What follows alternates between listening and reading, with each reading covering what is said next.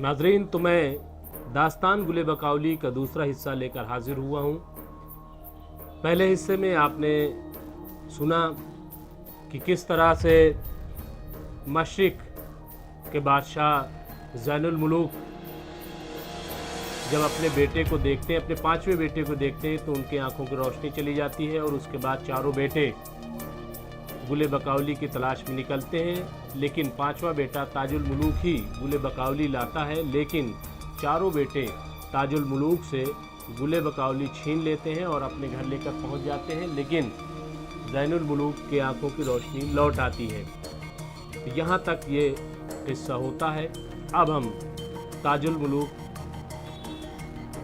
हम गुले बकावली का दूसरा हिस्सा आपकी खिदमत में पेश करने जा रहे हैं।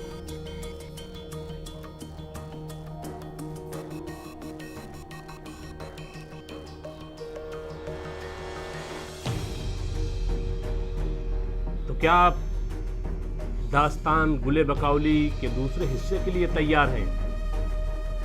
तो आइए सुनते हैं गुले बकावली का दूसरा हिस्सा, दूसरा बाब।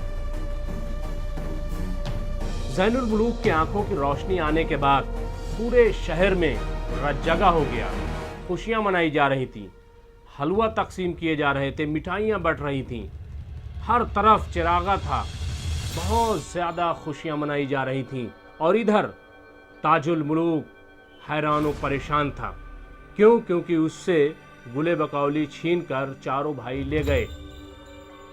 और तीसरी जानिब इरम में जहां बकावली थी, अब जब बकावली बेदार हुई, उसकी आंखें खुली, उसने क्या देखा कि बकावली का फूल नहीं है, गुले बकावली गायब है। वो बेचैन हो गई, परेशान हो गई कि आखिर फूल कौन ले गया, किसने फूल को तोड़ा। वो इधर उधर दौड़ने लगी, भागने लगी कि आखिर फूल गया कहां। और यही नहीं कि सिर्फ उसने इरम में तलाश किया, बल्कि अब वो इरम से निकल पड़ी ताकि बकावली के फूल यानी अपने फूल को तलाश कर सके। और इस शहर से उस शहर, उस शहर से उस शहर, उस शहर से उस शहर, और तमाम हर तरफ दौड़ भाग ताकि मालूम हो सके कि आखिर फूल को लेकर कौन गया है। तभी वो बादशाह ज़ैनुल मुलूक के शहर पहुंची। वहां खुशियां मनाई जा रही थी, हर तरफ चिरागा था। बकावली ने वहां के लोगों से दरियाफ्त किया कि आखिर खुशी क्यों मनाई जा रही है, ऐसा क्या हो गया है कि लोग इतना खुश हैं। वहां के लोगों ने बताया कि दरअसल बादशाह ज़ैनुल मुलूक की आंखों की रोशनी चली गई, क्योंकि उन्होंने अपने पांचवें बेटे को देख लिया था और नजूमियों ने मना किया था कि तुम अपने पांचवें बेटे को नहीं देखोगे। अगर तुम्हारी नजर तुम्हारे पांचवें बेटे पर पड़ जाएगी तो तुम्हारी आंखों की रोशनी चले जाएगी। और आखिर में यही हुआ था कि ज़ैनुल मुलूक ने अचानक अपने बेटे को देख लिया और इस तरह उनकी आंखों की रोशनी चली गई। उसमें एक बहुत ही पुराने मौलिज ने यह बताया था कि अगर गुले बकावली हासिल कर लो और उसका जीरा बादशाह की आंखों में लगा दो तो बादशाह की आंखों की रोशनी लौट आएगी। और इस तरह उनके चारों बेटों ने गुले बकावली हासिल कर लिया। उन्होंने बादशाह की आंखों में बकावली के फूल का जीरा लगाया, जिसकी वजह से उनकी आंखों की रोशनी आ गई और अब पूरा शहर जगमगा रहा है। बकावली हैरत में पड़ गई कि आखिर इरम से ये फूल लाया कौन, और ये चारों लोग वहां पहुंचे कैसे। ये वाकई ताज्जुब वाली बात थी, हैरान कर देने वाली बात थी। अब बकावली के लिए ये बहुत ज़रूरी हो गया था कि मालूम करें कि आखिर वहां तक ये चारों लोग पहुंचे कैसे, और अगर ये वहां नहीं गए तो फिर बकावली का फूल वहां से यहां आया कैसे। लिहाजा अब बकावली ने अपना रूप बदला, अपना भेष बदला। परी जात की 1 मिनट में उसने अपना पूरा जिस्म बदल लिया। अब जो बकावली परी थी, खूबसूरत परी, हसीन परी, दिलकश परी, अब वो एक हसीन नौजवान लड़के में तब्दील हो गई, खूबसूरत लड़का। और इस इंतजार में अब बकौली हो गई लड़का बनकर कि हम बादशाह सलामत का दिल जीतेंगे और उसके बाद मालूम करेंगे कि माजरा क्या है, फूल आया कैसे। और इस तरह एक रोज जब बादशाह शिकार से वापस आ रहे थे तो बकौली यानी जो अब लड़का बन गई है वो बादशाह सलामत के सामने आई। बादशाह ने देखा कि यह खूबसूरत नौजवान, बादशाह उस पर फरेफ्ता हो गए। बच्चे को बुलाया, नौजवान को बुलाया और पूछा तुम कौन हो और तुम्हारा नाम क्या है, तुम कहां से आए हो। बकौली ने कहा कि मेरा नाम फराह है और मेरे वालिद का नाम फिरोज है और इस वक्त मैं मुसाफिर हूं। बादशाह इस नौजवान से बहुत मुतासिर है,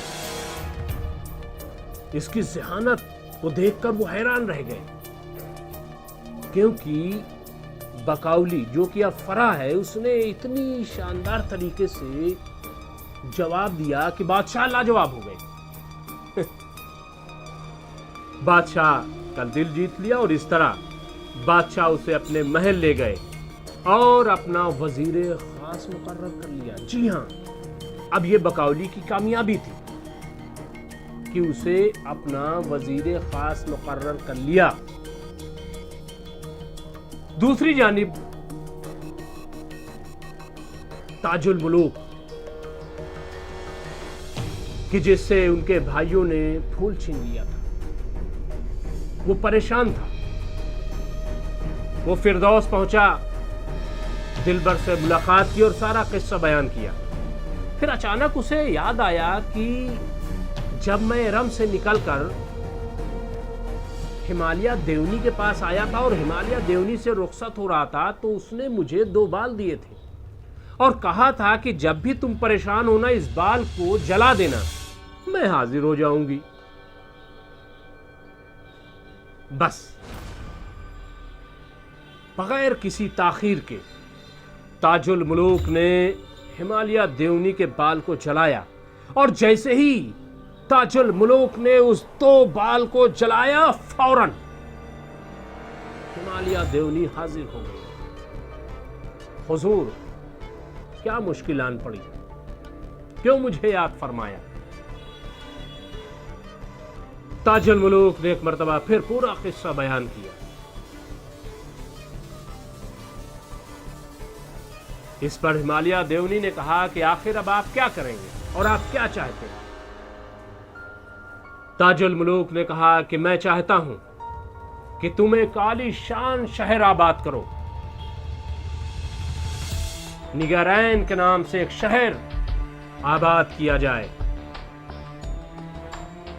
महलात बनाए जाएं, बागात तैयार किए जाएं और इसको आबाद किया जाए। अगर ताजुल मुलूक ये खुद करना चाहते तो शायद कभी न होता। कोई बादशाह भी चाहे तो शायद उसके लिए बेग जमाना लग जाए, लेकिन देवनी के लिए कोई मुश्किल काम न था। उसने फौरन अपने तमाम देवों को जमा किया और हुक्म दिया कि यहां महलात तैयार किए जाएं, बागात लगाए जाएं और इसको आबाद किया जाए, यहां लोगों को बसाया जाए।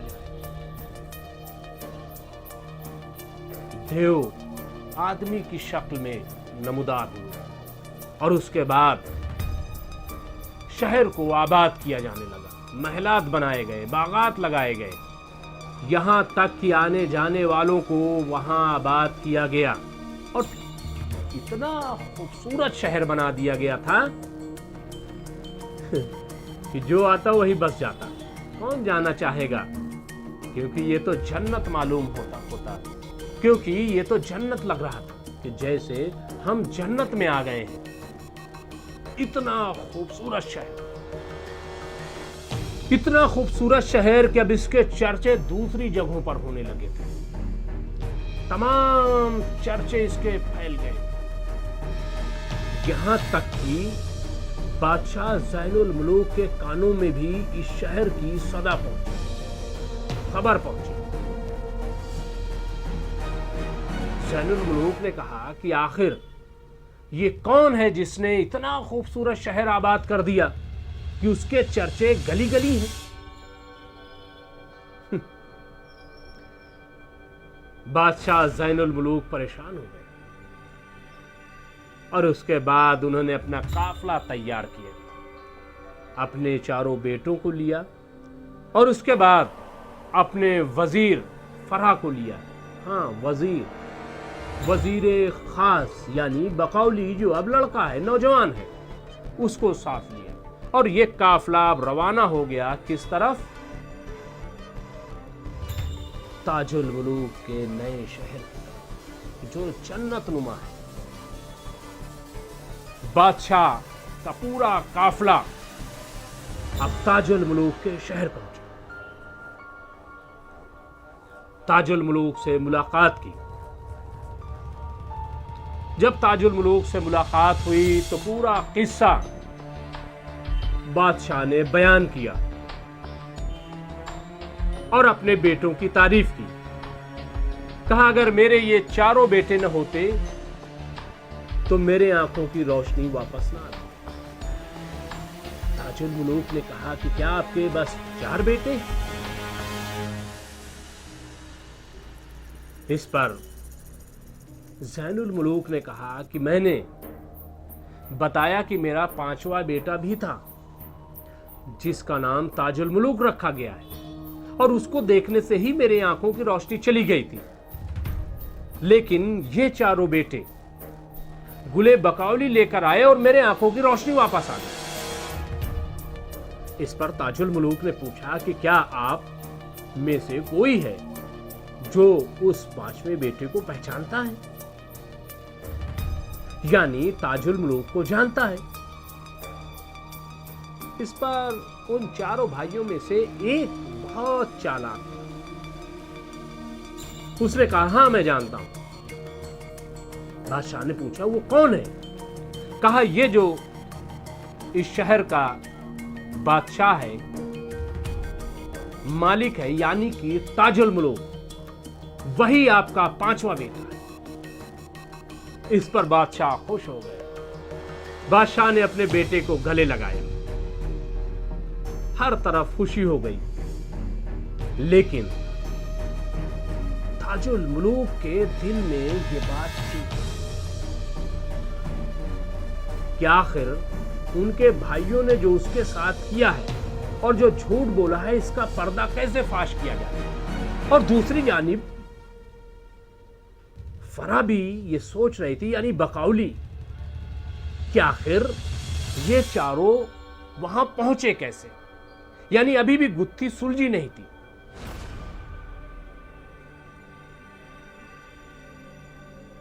ताजुल मुलूक ने बादशाह से कहा कि बादशाह सलामत, आपसे 2 लोग अलग में मिलना चाहते हैं, अगर आप इजाजत दें। बादशाह ने कहा बिल्कुल। और इस तरह तमाम लोगों को अलग कर दिया गया, लेकिन ज़ैनुल मुलूक के चारों बेटे वहीं मौजूद थे। इसके बाद ताजुल मुलूक दिलबर तवाइफ के पास पहुंचा और उसके साथ रहने वाली महमूदा को भी बुलाया और समझाया कि आपको कैसे पूरा किस्सा बयान करना है। अब दिलबर तवाइफ आई और उसने बादशाह के सामने उन चारों भाइयों की पोल खोल दी और बताया कैसे ये शतरंज में उससे हार गए थे और इन्हें कैदी बना लिया गया था और इनको यहां से रिहा कराने वाला ताजुल मुलूक है और शहरे अरम से गुले बकौली लाने वाला दरअसल ताजुल मुलूक है, ये चारों नहीं। बादशाह सलामत, ये आपके चारों बेटे झूठ बोल रहे हैं। गुले बकौली तो ताजुल मुलूक लाया है। इस पर बादशाह सलामत राजी नहीं हुए। उन्होंने कहा कि आखिर तुम ये बात कैसे कह सकती हो और क्या दावा है तुम्हारे पास, क्या सबूत है कि ताजुल मुलूक ही गुले बकाउली लेकर आया। इस पर ताजुल मुलूक ने बकाउली की वो अंगूठी निकाली कि जो उसने बकाउली की उंगली से निकाली थी और अपनी अंगूठी उसको पिना दी और फिर बताया, ये देखिए हुजूर, जब मैं एरम पहुंचा तो वहां बकाउली सो रही थी। मैंने बकाउली की अंगूठी अपने हाथों में पहनी और अपनी अंगूठी बकाउली को पहनाई। अब पूरा वाकया, पूरा राज फाश हो गया। बात साबित हो गई थी। चारों भाई शर्मिंदा हुए कि उन्होंने झूठ बोला और वो उठकर वहां से चले गए। अब फरहा यानी बकाउली के सामने पूरा वाकया वाज़ेह हो गया और वो समझ गई थी कि दरअसल 4 लोग नहीं बल्कि ताजुल मुलूक शहर एरम में दाखिल होकर गुले बकाउली लेकर आया। फरहा ने सोचा यानी बकाउली ने सोचा कि अब इस पर बात की जाए, लेकिन उसने मसलहत जाना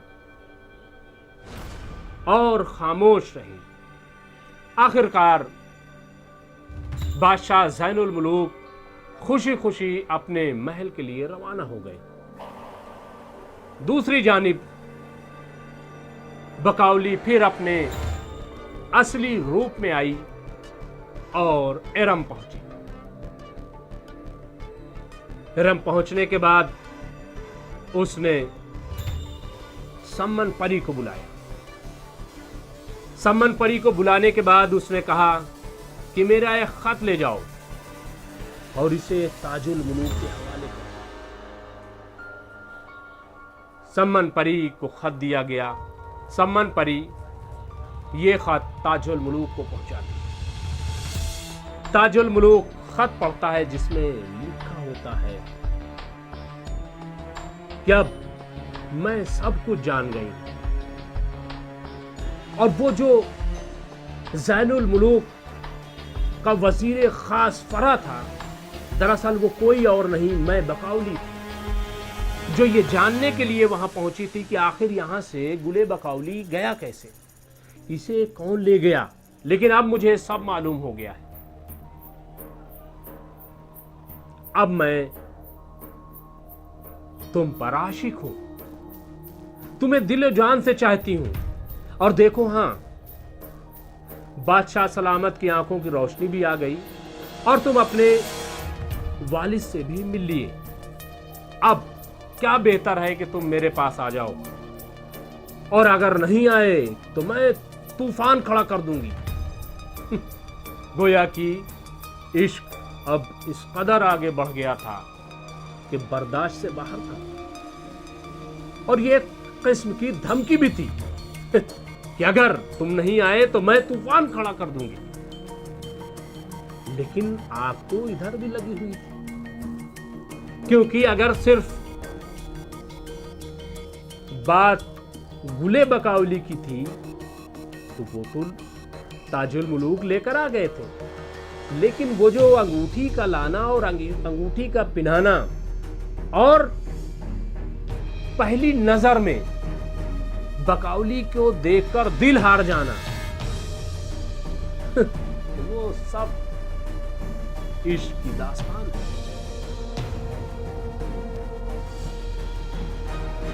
ताजुल मुलूक ने फौरन खत लिखा कि मैं भी बेचैन हूं, बेकरार हूं कि मैं तुमसे कब और कैसे जल्दी मिल लूं। अब सम्मन परी वो खत लेकर बकाउली के पास पहुंची। बकाउली ने खत देखा तो उसमें लिखा हुआ था कि मैं भी आना चाहता हूं, लेकिन मैं कैसे आऊं? काश कि तुम हिमालय देवनी को मुझे भेजो और मैं हिमालय देवनी के साथ आपके पास आ जाऊं। बस फिर क्या, इशारे में हिमालय देवनी को हुक्म दिया गया। हिमालय देवनी हाजिर हो गई। बकाउली ने हुक्म दिया कि जाओ और ताजुल मुलूक को जल्द अज जल्द मेरे पास पेश करो। इस तरह हिमालय देवनी ताजुल मुलूक के पास पहुंची, सलाम दुआ हुई और उसके बाद झट ताजुल मुलूक शहर एरम में। बकौली और ताजुल मुलूक की मुलाकात हुई। दोनों ने शादी की और इस तरह वो रहने लगे। काफी वक्त गुजर गया। वहां किसी चुगलखोरिन ने जाकर बकौली की मां जमीला को इसकी इत्तला दे दी और कहा कि आदमजात से बकौली प्यार करती है, इश्क करती है और वो उसके साथ रहती है। यह सुनकर जमीला को गुस्सा आ गया, यानी बकौली की मां बरहम हो गई और वो बकौली के पास आई तो देखा कि बकौली ताजुल मुलूक के आगोश में लेटी हुई। ये देखकर जमीला आग बगोला हो गई और गुस्से से पागल हो गई। उसने बकौली को डांटा और उसे कैद करा लिया और दूसरी जानिब ताजुल मुलूक को दरियाए तिलिस में फेंकवा दिया। जी हां, ताजुल मुलूक को दरियाए तिलिस में फेंकवा दिया। दरियाए तिलिस में ताजुल मुलूक, यानी जिंदगी खतरे में। ताजुल मुलूक किसी तरह एक जजीरे पर पहुंचे। जब शाम हुई तो ताजुल मुलूक ने क्या देखा कि एक बहुत बड़ा अजदहा आया, यानी पानी से निकला उस दरियाए तिलिस में से बरामद अजदहा। ताजुल मुलूक खामोशी से ये पूरा नजारा करता रहा।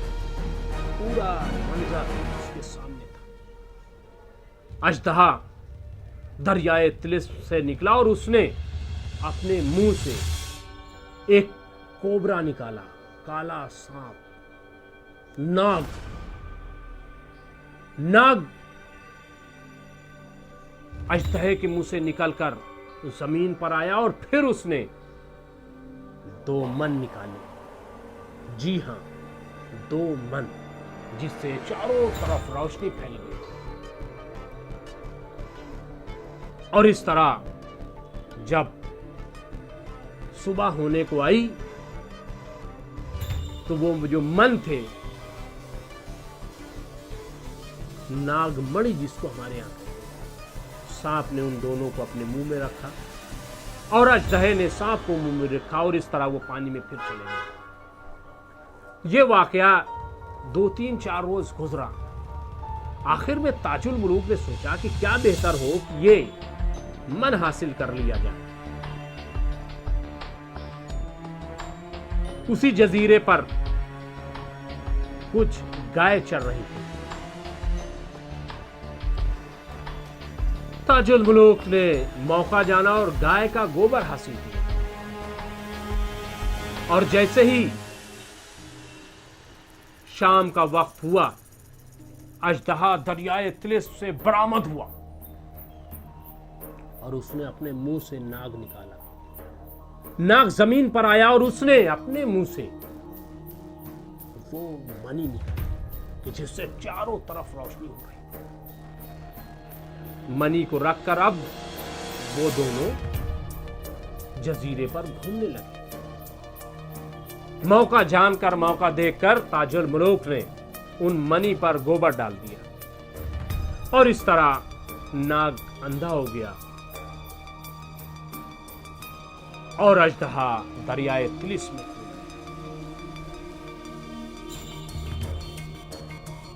ताजुल मुलूक ने वो नागमणि हासिल की और वहां से पलट गया, रुखसत हो गया। जब वो वहां से वापस लौट रहा था तो उसने क्या देखा कि एक खूबसूरत लड़की एक हौज के पास बैठी रो रही है। ताजुल मुलूक से बर्दाश्त नहीं हुआ, वो उस लड़की के पास पहुंचा और पूछा कि आखिर तुम कौन हो और यहां कैसे और क्यों रो रही हो। उस लड़की ने अपना नाम बताया कि मैं रूह अफ़ज़ा हूं और मेरे वालिद का नाम मुजफ्फर है, जो फिरदौस के बादशाह हैं, और मेरे चचा इरम के बादशाह हैं। मेरी मां का नाम हुस्न आरा है। ताजुल मुलूक ने पूछा कि आखिर तुम यहां क्या कर रही हो? उसने बताया कि दरअसल मैं अपनी चचाजाद बहन बकौली से मुलाकात करने इरम गई थी, और जब मैं खैरियत दरियाफ्त करके वहां से वापस लौट रही थी तो मुझे एक देव ने अगवा कर लिया, और इस तरह मैं उसके जाल में फंस गई। अब जैसे ही ताजुल मुलूक ने बकौली का जिक्र सुना, वो तड़प गया, बेचैन हो गया। क्या तुम बकौली को जानती हो? हाँ, मैं बकौली को जानती हूँ। मैं बकौली की चचाजाद बहन हूं, और मैं बकौली से मिल करके आई। और इस तरह रूह अफ़ज़ा ने बकौली का पूरा किस्सा बयान किया। ताजुल मुलूक रूह अफ़ज़ा से मिलकर खूब रोया और अपना भी किस्सा बयान किया। रूह अफ़ज़ा ने कहा कि मैं तुम्हारी मदद कर सकती हूं, लेकिन यह उसी वक्त मुमकिन है कि जब मैं यहां से आजाद हो जाऊं। ताजुल मुलूक ने कहा कि इसमें क्या मुश्किल है, मैं तुम्हें यहां से आजाद कर दूंगा। और इस तरह ताजुल मुलूक ने परी रूह अफ़ज़ा को आजाद कराया। वो फिरदौस बादशाह के पास पहुंचा। हाँ, फिरदौस का बादशाह मुजफ्फर और उसकी मां हुस्न आरा दोनों से मुलाकात की। अब जैसे ही मुजफ्फर और हुस्न आरा ने देखा कि बेटी आई है तो खुशी से झूम गए। रूह अफ़ज़ा ने बताया कि दरअसल ताजुल मुलूक ही है कि जिसने उसकी जान बचाई और यहां बाहिफाजत लेकर आया। इस पर मुजफ्फर और हुस्न आरा दोनों खुश हो गए। उसने ताजुल मुलूक को अपना मेहमान बनाया। इसके बाद रूह अफ़ज़ा ने बड़ी चालाकी से और बड़ी खूबसूरती से बकौली का किस्सा बयान किया और कहा कि अगर आप चाहें तो बकौली ताजुल मुलूक को मिल सकती है। मुजफ्फर और हुस्न आरा फिक्रमंद हो गए। पहले तो नाराजगी जाहिर की, लेकिन उसके बाद उनको ख्याल आया कि अगर ताजुल मुलूक ना होता तो उनकी बेटी उनसे कैसे मिलती। यानी ये नेक सिफत इंसान है और इसकी मदद करनी चाहिए। इसी दौरान जब यह खबर बकौली की मां जमीला को मिली और बाप फिरोज को कि रूह अफ़ज़ा मिल गई है, वापस घर आ गई है, तो इससे मुलाकात करने जमीला आई। जमीला ने रूह अफ़ज़ा से मुलाकात की। जमीला ने हुस्न आरा और मुजफ्फर से भी मुलाकात की। और आपको बता दें कि जमीला के साथ बकौली भी आई हुई, क्योंकि बकौली को देखने के लिए ही रूह अफ़ज़ा गई थी और जिसके बाद वो अगवा हो गई। ये ताजुल मुलूक के लिए बड़ी खुशी की बात थी कि बकौली आई थी। अब जब हुस्न आरा जमीला जब वापस जाने लगी तो रूह अफ़ज़ा ने जमीला से गुजारिश की, यानी अपनी चची जान से गुजारिश की कि अगर आप बकौली को कुछ दिन के लिए यहां छोड़ दें तो बेहतर होगा, मेरे लिए खुशी की बात है। यह सुनकर जमीला मान गई और वहीं बकौली को छोड़ दी और खुद तन्हा चली गई, यानी इरम वापस लौट गई। अब बकौली और ताजुल मुलूक की फिर मुलाकात। जी हां, अब दोनों आशिक एक बार फिर मिले, लेकिन खतरा भी टला नहीं था। आगे क्या होता है मैं फिर लेकर हाजिर होऊंगा अगला बाब। शुक्रिया।